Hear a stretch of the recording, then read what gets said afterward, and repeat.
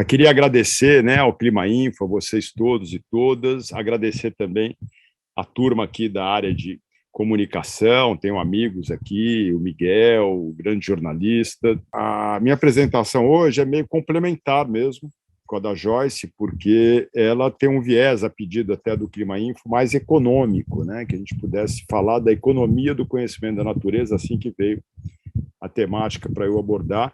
É um tema que a gente vem estudando muito, vem abordando muito e vem hoje trabalhando muito no campo, através da organização na qual eu trabalho, que é o Projeto Saúde e Alegria. Eu sou nascido em São Paulo, venho dessa área de comunicação, era metido a fotógrafo, videomaker, vim para ficar 6 meses na Amazônia, tomei um banho no Tapajós e estou há 33 anos. Não saí mais daqui do Tapajós, né? É a região que me adotou com muito carinho, meus amigos hoje estão aqui e é onde eu constitui família e eu espero continuar bastante tempo por aqui também, né? A nossa atuação, muito que a professora colocou, né, traz aqui a Flona do Tapajós, a Resex Tapajós Arapiuns. Só nesses tapetes verdes aí moram quase 30 mil pessoas. Eu estou falando com vocês aqui de Alter do Chão, onde eu moro, e o Saúde e Alegria ele é um projeto, né? Muitas pessoas acham que é só de saúde, não, é um projeto de desenvolvimento integrado. A gente procura trabalhar com soluções ali junto com as comunidades, junto com os governos locais. Um dos exemplos ali é o Barco Abaré, e aí, a partir de soluções bem-sucedidas, aquilo pode ser um exemplo também para gerar algumas referências para as políticas públicas, para os tomadores de decisão. Eu acho que Santarém, não só o Saúde e Alegria, mas as comunidades, as organizações parceiras, as prefeituras da região aqui, principalmente Santarém, Belterra e Aveiro, podem se orgulhar de ter transformado esse polo Tapajós num polo de saúde da família fluvial, quando o Barco Hospital Abaré, implantado em parceria por essas organizações, virou política pública nacional e hoje tem mais de 60 barcos espalhados aí para atender toda a região da Amazônia, toda a região do Pantanal, área de abrangência dessa política, né? Então, a gente, às vezes, fazendo uma coisinha pequena ali, piloto, quem sabe gera um impacto maior, e não é papel de ONG substituir o Estado, é papel somar esforços, e a partir do momento que virou política pública, repassamos a embarcação, hoje é propriedade da UFOPA, com a gestão assistencial da Prefeitura de Santarém, e a gente fica muito feliz. E aí, nesse campo da saúde, uma vez resolvido, passamos a trabalhar mais nas ações complementares e começamos a focar muito em outras áreas. Saneamento, que tem ligação com a saúde, energia renovável, a questão do clima, a questão da restauração florestal, a questão da bioeconomia, que foi citada pela professora, turismo comunitário, apoio às escolas, enfim. É um projeto que a gente chama de desenvolvimento integrado, que faz de tudo um pouco, assim como é uma comunidade, né? A gente fala da alegria, a parte da alegria que a gente também, ao mesmo tempo, é um circo, o Grande Circo Mocorongo de Saúde e Alegria. Para quem não sabe, Mocorongo é quem nasce em Santarém, meu filho é mocorongo, com muito orgulho. Fora de Santarém, é usado como bullying, como uma questão pejorativa. A gente usa o circo para as esquetes, as campanhas educativas, soro caseiro, cloro na água, enfim, e contracenando com as comunidades, né? Temos aí um grupo também de repórteres comunitários, onde treina jovens para programas de rádio, vídeo comunitário, jornal, telecentros de internet também, que formam a rede Mocorongo de comunicação e gera matérias entre as comunidades, para as comunidades, traz o que acontece lá fora para dentro das comunidades. A partir dessas reportagens também, do uso da linguagem deles para eles, foram muito fundamentais também na questão da Covid, em que quando você liga a televisão, muito da informação é voltada para quem mora na cidade ou para um público mais de classe média, né? Eu nem vou entrar muito aqui na questão que vocês já sabem, da maior floresta tropical do mundo. Tem a questão aqui que vem sendo estudada, que é a questão dos rios voadores. A Amazônia evapora 20 bilhões de toneladas de água doce para outras regiões, levando essa umidade principalmente para aquela região de São Paulo, do Paraná. Então, ela é fundamental para o clima, ela é fundamental para manter também essa umidade, a professora já colocou aí, e que sem floresta não tem água, sem água não tem agricultura, uma vez que a gente vem testemunhando aí que grande parte do desmatamento é a conversão da floresta para a agropecuária, né? Essa aqui é uma pesquisa também da WWF com o Instituto Mamirauá e o Ministério de Ciência e Tecnologia, na época era MSTT, em que eles vinham fazendo aí um estudo da quantidade de novas espécies na Amazônia e chegaram à conclusão que a gente vem descobrindo aí uma nova espécie a cada 2 dias, né? Desmatar uma floresta primária é a mesma coisa que não deletar um hard disk sem saber o que tem dentro. Por isso que a gente acaba falando isso. Quem sabe a cura da Covid, quem sabe a cura do câncer, quem sabe várias curas estão dentro da floresta, ou já estiveram dentro da floresta e a gente nunca vai saber se a gente não cuidar dela ou se a gente destruir ela antes, né? Essa é uma região aqui que pegou exatamente essa época que a professora falou, da expansão da soja, 2003, 2004 e 2005. A gente aqui via muita fumaça, quem é de Santarém também, dessa época aí também lembra que foi um momento muito complicado, quando a gente analisa assim, a principal causa, né, do desmatamento, o vilão da floresta não é a soja, o vilão da floresta é a pecuária extensiva, a professora já colocou aí, principalmente a conversão para atividade agropecuária, que se soma também a exploração madeireira, mineração, obras de infraestrutura, expansão urbana, próprio crescimento populacional. Né? O ciclo do desmate começa ali com a madeira, aí aqueles ramais, né? Depois o madeireiro tira aquelas espécies mais valiosas para o mercado, aqueles ramais todos do madeireiro acabam virando estradas, aí vem o corte, e aquilo vira pasto. Em geral, a pecuária é o que demanda menos investimento. E também não deixa de ser também, em parte, né, um estímulo para o esquentamento da terra por parte de quem grila, de quem vive de ilícitos. Né? Você ocupa aquela terra, bota boi, espera um tempo, depois vai legalizar ela. A gente vem acompanhando aqui, né, as taxas anuais de desmatamento, elas, de 2012 para cá, voltam a ser crescentes. Eu, particularmente, não achava que voltaríamos a superar novamente os 10 mil quilômetros quadrados de taxa de desmatamento do ano, mas, infelizmente, é o que a gente está vendo. Né? E boa parte das emissões são decorrentes do desmatamento na Amazônia, boa parte das emissões brasileiras. Pegando aqui dados da Embrapa e do próprio INPE, nesse tempo todo a gente desmatou o equivalente a 2 Alemanhas, e para colocar o que no lugar? Né? 63% dessa área devastada é ocupada por pecuária de baixíssima produtividade e outros 23% a gente abandonou. Então, de uma certa maneira, a gente está desmatando para ficar mais pobre, monetária e não monetariamente. A gente entra na questão do garimpo, como o Miguel bem colocou, na região lá dos Mundurucus, são garimpos ilegais, e aí vamos começar a estudar o modelo de ocupação. Eu pego a frase do próprio Eugênio Viana, que é ex-secretário de Desenvolvimento de Itaituba, que para cada quilo legal de ouro, 10 saem ilegais. Né? A gente tem estudos agora recentes do Instituto Escolhas, que mostra toda a ilegalidade do ouro, não só para o consumo nacional, que é deslocado para São Paulo, mas também para fins de exportação. Né? E se a gente fala assim, puxa, é um modelo, não pode mexer com garimpo porque ele move a economia, né? Ele é o progresso. Aí, se eu sou crítico a esse modelo de ocupação, me chamam de comunista, de ongueiro, de que botou fogo na floresta, que botou fogo em Alter do Chão. Mas aí a gente está querendo debater o modelo. Né? Então, por exemplo, se é um modelo de progresso tão bacana assim, por que nos 2 municípios onde tem talvez um dos subsolos mais áureos, mais ricos em ouro do planeta, eles estão no andar de baixo nos índices de desenvolvimento municipal? Se a gente pega Jacareacanga, por exemplo, em 5.500 municípios, está em 5.418 do índice de desenvolvimento municipal do Firjan.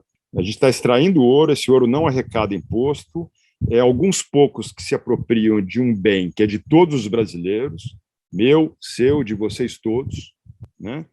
E, ao mesmo tempo, isso aumenta os gastos públicos com saúde, principalmente das doenças de ocorrência hídrica, com segurança, conflitos. Quem que vai pagar a descontaminação das toneladas e toneladas de mercúrio que tem aqui no Tapajós? É o povo brasileiro. Então, a conta do estrago fica para todo mundo pagar. E o garimpeiro, quando você vai ver lá, né, não é uma coisa assim também. Não dá para analisar o garimpo como um ecologista de São Paulo, um ecochato de São Paulo. A questão é mais complexa. O garimpeiro lá não é um bandidão, mas às vezes é uma pessoa que está na terceira geração, o avô, o pai, ele. Só que você vai ver lá, ele não está muito mais rico. O garimpeiro do chão mesmo, aquele que está inspirando o mercúrio. Ele tem lá um freezer, uma parabólica, uma televisão, come carne, né? E está contente com aquela situação. Agora, esse ouro todo que está saindo ilegal, está saindo para onde? Se não fica no município, porque o município não está com asfalto, não tem hospital de primeira, né? Tem esgoto a céu aberto. Se não está na mão do povo de Itaituba, já está onde, então? Então, provavelmente deve estar lá, na Faria Lima. Esses aí que estão se dando bem, em mais um exemplo de extração de riquezas da Amazônia, sem converter isso em bem viver, em melhorias para o povo, para os mais de 25 milhões que habitam aqui a região. Então, assim, a gente está falando aí de anos e anos de um modelo de ocupação que desmata, alguns poucos se dão bem, o resto, toda a fatura sobra para todo o país pagar, né? E a gente não consegue decolar de 6% a 8% do PIB nacional em termos de participação da Amazônia.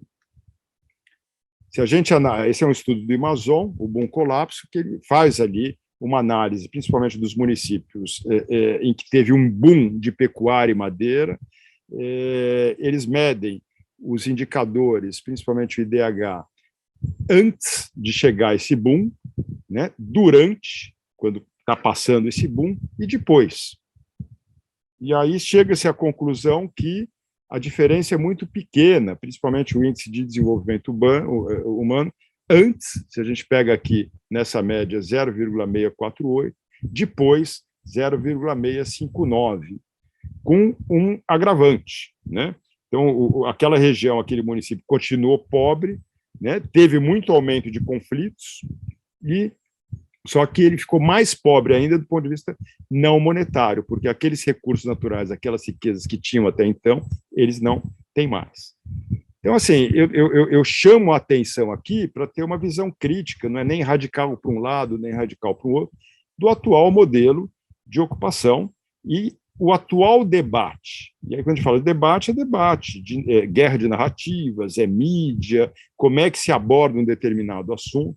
O que a gente vê na comunicação todo dia, já que não é todo mundo que tem paciência de ver dados estatísticos, ler, né, um estudo científico na sua totalidade, essa coisa toda. A gente vê que o debate que era dos anos 70 persiste agora no terceiro milênio, já caminhando aí para 2020, para 2030. Então, o meio ambiente versus o desenvolvimento, as ONGs versus o progresso, é um debate que permanece errado, né?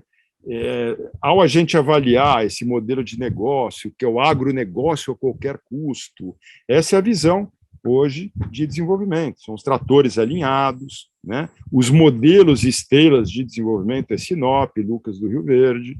Ok, bacana, mas qual que é o debate? É transformar a Amazônia inteira em Sinop? Isso é replicável para todo o bioma da Amazônia? Transformar essa imagem de satélite para toda a Amazônia? Claro que não. Então, esse debate, quer dizer, é um pouco mais complexo do que apenas narrativa simplória, seja de um lado, seja do outro. Né? Aí, aqui eu pego uma fala do Tasso, quando ele estava em Stanford, tem um supercomputador lá, e aí não é uma coisa, não é um estudo acadêmico, mas eles simularam esse computador, você tira um pedaço do planeta e mede como é que seria o impacto da temperatura global, local, regional. Então, eles simularam ali arrancar a Amazônia do mapa, e ao arrancar a Amazônia do mapa, se desaparece a Amazônia, teria um aumento de temperatura média global de 0,25 graus Celsius. E só no Brasil teria um aumento de 2 graus. E 2 graus é muita coisa para impactar a vida como ela é e como a gente conhece hoje, que já está mudando também. cai em 25% a pluviosidade. Isso aí quer dizer que inviabiliza, se a gente continuar maltratando a Amazônia, como a professora colocou, a gente vai inviabilizar a própria agricultura nossa, o próprio agronegócio nosso, a geração de energia. Então, a responsabilidade sobre a Amazônia é nossa, não é a proteção de floresta, não é papo de gringo.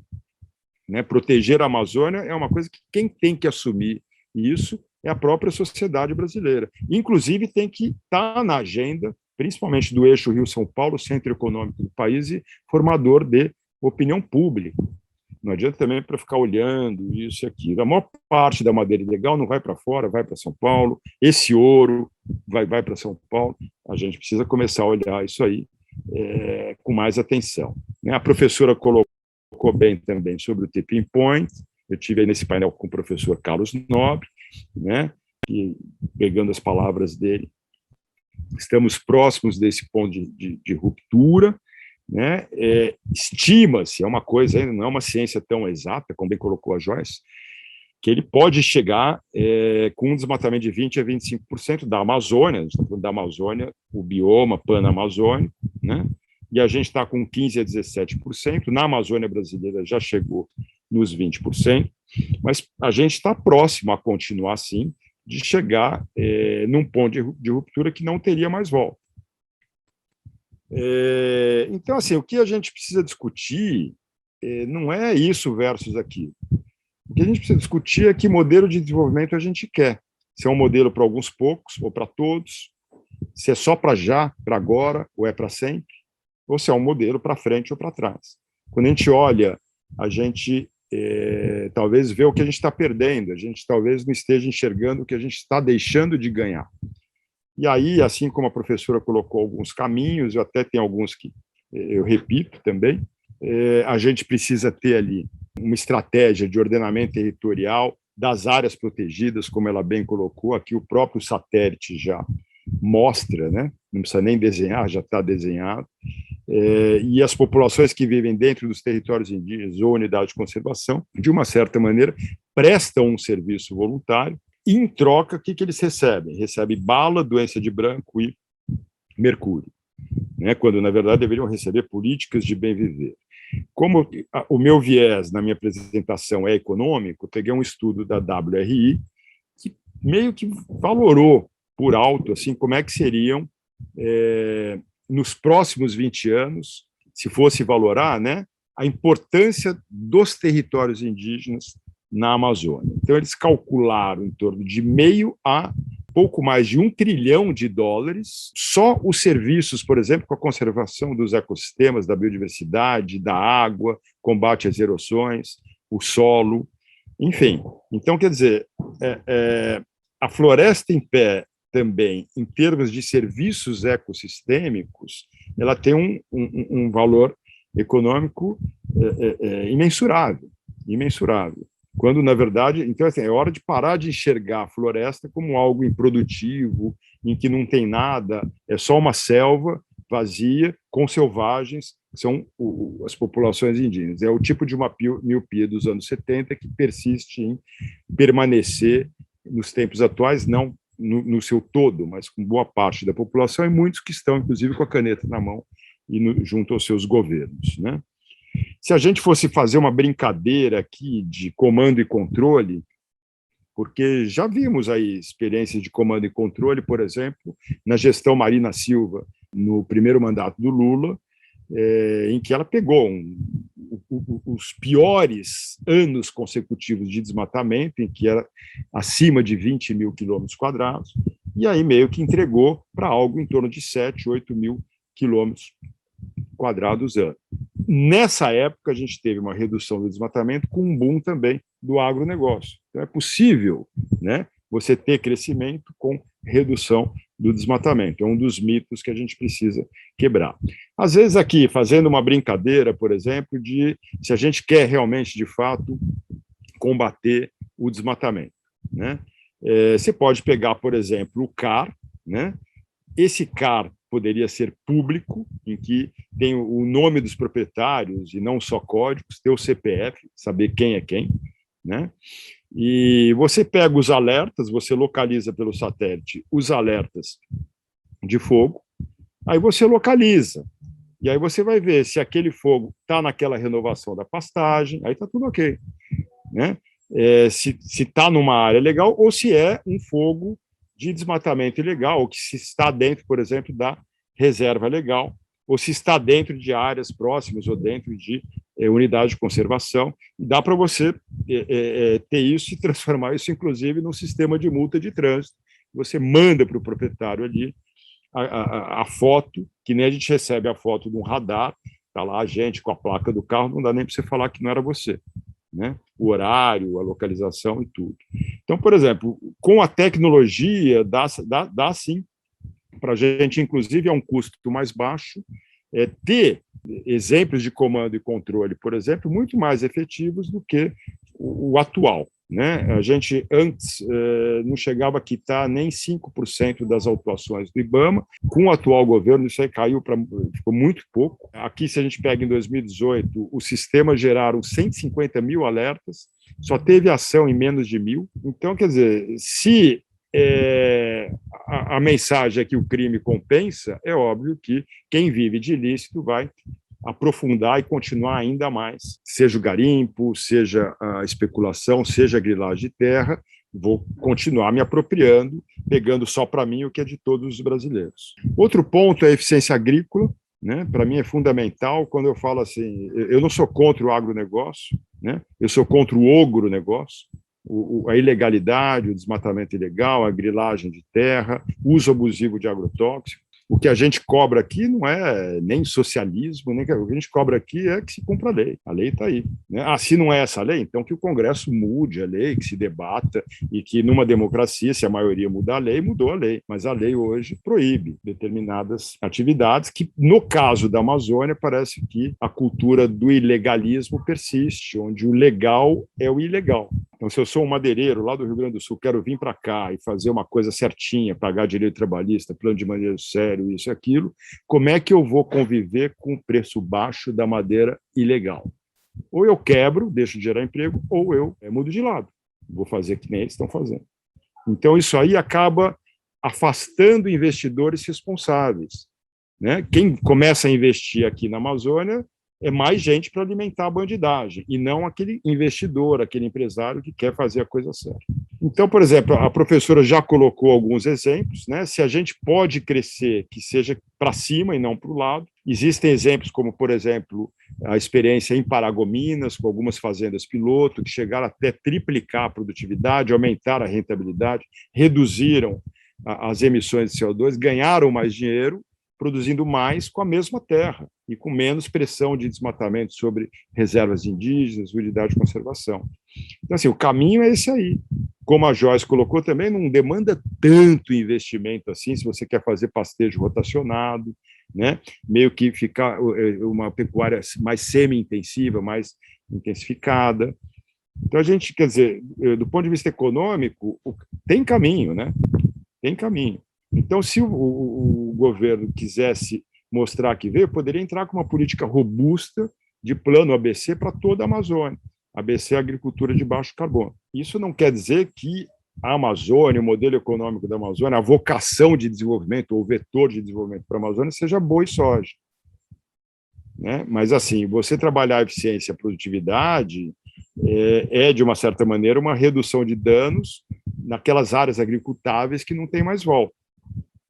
Mas aí, quem sabe, começar a usar uma outra visão, né? Em vez da vanguarda do atraso, quem sabe uma vanguarda, e caminhar, né? Para a questão da restauração florestal e da bioeconomia. E quem começa a fazer hoje aqui, daqui 10, 15 anos, vai estar lá na frente. O Brasil poderia estar liderando mundialmente isso. E a gente está muito longe. Aqui eu mostro um estudo recente do Salo, da Agenda 2030, um grupo que eu participo também, em que ele pegou ali mais de 60 produtos compatíveis com a floresta, pimenta, peixe, dendê, sucos, frutas, castanhas, etc., etc. É um mercado que move 200 bilhões de dólares por ano e fez uma análise da participação da Amazônia brasileira nisso. É 0,17%. E aí são coisas que estão na nossa mão aqui.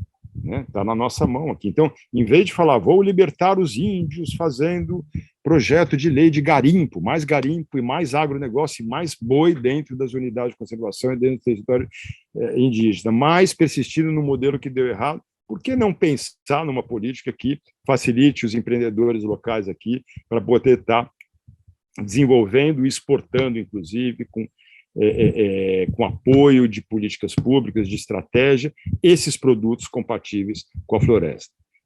Quanto que a gente poderia estar ocupando, ao invés de ser 0,17%, desses 200 bilhões de dólares ano?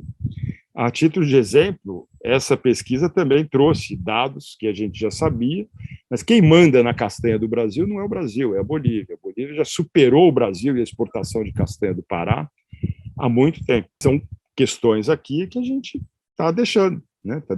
Está queimando para botar pasto, para que também não, com menos de um animal por hectare, que ninguém fica mais rico, e não conseguimos descolar dos 6% a 8% do PIB nacional. Aqui é uma experiência nossa que a gente está fazendo, do Saúde e Alegria, que envolve mobilizar as comunidades, montar uma rede de sementes do Tapajós, um complexo de viveiros, tem um centro experimental Floresta Ativa na Resex, está convidada, viu, Joyce, para poder ir lá também, e a gente está trabalhando forte com a questão dos replantios agroflorestais, como é que a gente transita também do corte e queima para sistemas agroecológicos, sistemas agroflorestais, já que é para fazer uma recuperação, então vamos recuperar com comida e com dinheiro, coisas que possam gerar segurança alimentar e possam gerar renda para essas famílias. Ao mesmo tempo, também estamos agora na iminência de recuperar o antigo galpão aqui de Santarém, na BR-163, da Cosper, que era a cooperativa de borracha, para virar um centro de bioeconomia, com usina de extração de óleo,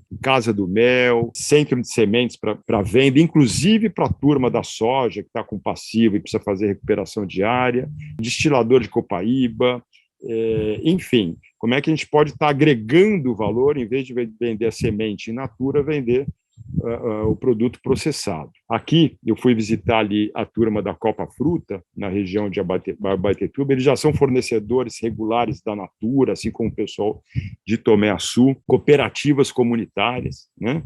Então, só ele aqui já dá o exemplo que entre vender a semente ou vender a manteiga, você pode ter aí um aumento de até 7 vezes nas receitas, né?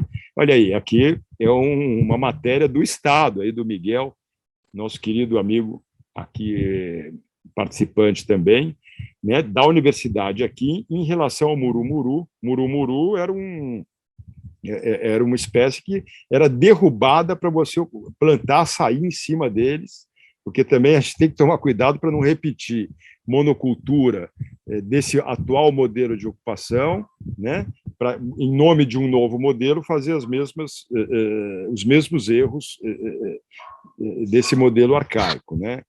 Mas a turma lá está produzindo murumuru e os estudos chegaram à conclusão que é uma manteiga benéfica para fibra capilar, para os cabelos, shampoos, cremes, quem sabe a cura da careca esteja aqui dentro da floresta amazônica.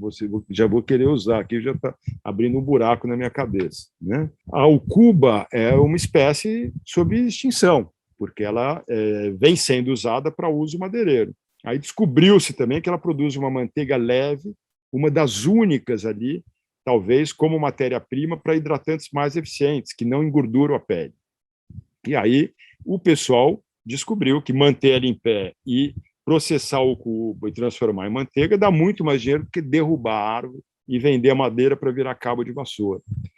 São alguns exemplos, né? A professora também colocou. Aqui eu volto com o Carlos Nobre, que eu venho trabalhando com ele também. A gente vai fazer um piloto de Amazônia 4.0 aqui na região do Tapajós, também, com cacau cupuaçu a partir de maio do ano que vem. Estão convidados também, e ele faz a comparação do açaí com a soja, mesmo a soja, não estamos nem falando do boi de 250 dólares por hectare ano, né? Falando da soja, ou você pega aqui o cacau, né? Aqui nesse estudo aqui estava dando 142 dólares hectare ano, a pecuária, versus o cacau acima de 580 dólares chegando até $1.000, e sistemas agroflorestais também. Como é que a gente transforma o cacau num chocolate? Você pode ter um empreendedor aqui que ele, em vez de vender a manteiga, ou vender o cacau, ou vender o óleo para uma empresa, ele pode, ou uma região, pode ser dona do processo produtivo inteiro, né? Do cacau até o chocolate, como a gente já vê algumas iniciativas aqui no Pará, né? Então, a gente já sabe que a floresta em pé, ela pode dar mais dinheiro do que derrubada. Não é que se o Brasil fosse um país desse tamanho, até entenderia, mas é um país com dimensões continentais, a gente vem desmatando e abandonando terras que antes eram florestas primárias. Então, eu acho que tem lugar para tudo, né? Eu volto a falar, eu não sou contra o agronegócio, eu sou contra derrubar a floresta para botar boi. Só que a gente precisa de uma nova visão, a gente precisa de uma visão baseada num modelo econômico em cima do conhecimento da natureza, em cima da nossa sociobiodiversidade. A gente é o país número 1 em biodiversidade, né? A gente não é só uma responsabilidade, não é só meio ambiente, não é só coisa de ecochato, é economia. Cada floresta que a gente vai derrubando é dinheiro que a gente vai queimando, é um verde que a gente vai queimando, como se fosse nota de dólar também. E aí é uma questão de ter visão, né? Os nossos tomadores de decisão, seja do governo federal, seja dos governos locais, seja direita e seja esquerda, né? Porque eu tenho muitas críticas também ao governo PT, ao governo Dilma, em relação às políticas para a Amazônia, as políticas indígenas, as políticas socioambientais, né? Às vezes, meio ambiente, para a esquerda é coisa de burguês, para a direita é technical problem, precisamos liberar e acertar o licenciamento, é um problema técnico, e para a sociedade brasileira é uma agenda de ecochato. Não podemos mais trabalhar o debate assim, com esses vícios, precisamos rever, e para rever, e para construir uma nova visão, a gente precisa construir um novo ambiente de debate.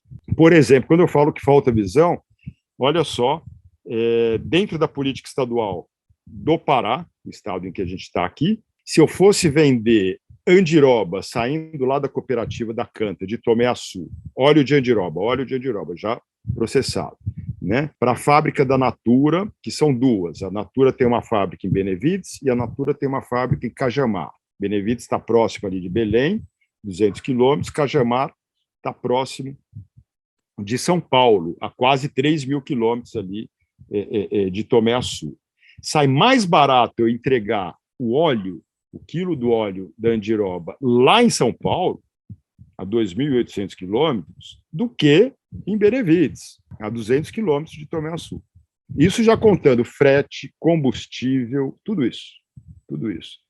A gente está emitindo mais, estamos gerando desgaste de estradas que estão já esburacadas também, está demorando mais, e a gente está deixando de trabalhar oportunidades de processamento dos produtos, de industrialização dentro da Amazônia. Eu, que sou ongueiro, chamado de comunista, eu venho defendendo, e não é de agora, plantas industriais em áreas estratégicas da Amazônia, uma Amazônia que tem mais de 70% de população urbana, que precisa de emprego qualificado, tem universidades que as pessoas estão pegando diploma e pegando o avião junto para ir para outros lugares. A gente tem todas as condições de Santarém ser um polo industrial de bioeconomia, de sociobiodiversidade, Benevides, né? Manaus, a Zona Franca de Manaus, se é para falar de benesses fiscais, por que não transformar a Zona Franca de Manaus num vale do silício da floresta, numa capital, num polo mundial de biodiversidade? A gente está falando de trilhões de dólares, né? E se a gente não tem condição ali de desenvolver um produto por falta de recursos ali de um órgão de pesquisa, de uma universidade brasileira, que então estabeleça parcerias com entes internacionais, mas de forma justa, que tenha transferência de tecnologia, né? E não só o patenteamento disso lá fora, e nada aqui, nada que se converta aqui, nem aos conhecimentos tradicionais que são levados aqui dos povos tradicionais e viram patentes lá fora, e nem isso é compensado. Então, se a gente está falando de patriotismo aqui, eu estou falando também que eu também sou patriota nesse sentido. Então, a gente precisa ter uma visão que reveja também a própria estrutura tributária. Até em função do ICMS, eu estou mandando matéria-prima para a indústria lá de São Paulo, porque é mais barato do que mandar para a indústria do Pará. Então, isso não é modelo de desenvolvimento.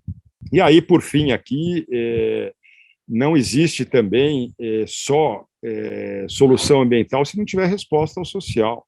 Existe um abismo gigantesco das condições de serviços básicos, de infraestrutura assistencial, hospitalar, de saneamento básico, de educação para o Amazônia daqui em relação às outras regiões do país. Então, a gente tem que ter saúde, tem que ter direito a ensino de qualidade, as universidades aqui têm que ter uma política de apoio robusto a elas, aos pesquisadores aqui da Amazônia, e a gente precisa ter um projeto para a Amazônia, porque não adianta fazer que nem o Salles fez em Madrid, que eu estava lá carregando a Amazônia lá no colo, a Amazônia em chamas no colo, pedindo dinheiro lá. É como se o pessoal falava que ele sequestrou a Amazônia, que é o dinheiro do resgate. A gente precisa ter um projeto, e o Brasil tem tudo para liderar esse projeto. A melhor forma de garantir a soberania dessa região é liderar um projeto junto com os nossos países panamazônicos vizinhos e com apoio internacional, mas sob a liderança nossa, até porque a Amazônia gera benefícios globais e os custos de conservação são locais. Então, assim, fui convidado para falar de economia, a gente está falando aqui de trilhões de dólares, que está na nossa mão, nós fomos agraciados com isso, né? Nos traz uma responsabilidade perante o mundo gigantesca. A gente sabe que quem mais se prejudica, em primeiro lugar, com a destruição da Amazônia é o brasileiro, né? Mas a gente tem um potencial gigantesco de, inclusive, liderar no mundo novos paradigmas por um modelo de desenvolvimento mais harmônico, mais sustentável, mais igualitário, com mais saúde e mais alegria. Eu termino aqui deixando a palavra do nosso palhaço Magnólio, que nos deixou, alguns aqui conhecem ele. A alegria não tira a nossa seriedade, né? O show tem que continuar e saúde e alegria para vocês também. Muito obrigado.